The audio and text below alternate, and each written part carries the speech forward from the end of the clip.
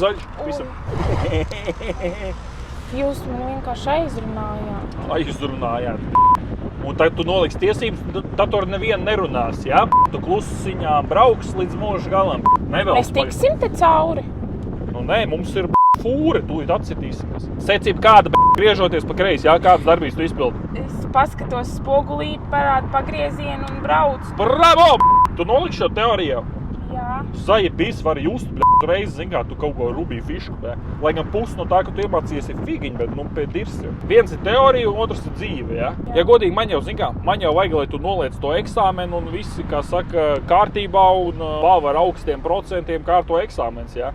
Ko tu dari pēc tam? Tas jau nekādā statistikā neiet, man pilnīgi pēc dirsi, vai tu tur nošķilies, nākšā dienā vai kā. Oi.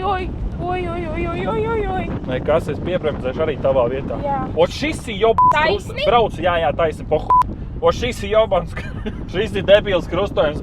Reāli šities pats nekad nesaprotu, ko darīt. Visas tās stulbās mašīnas stāv, bolās. It kā labās rokas likums, vai ne? Ķīpa, vai ne?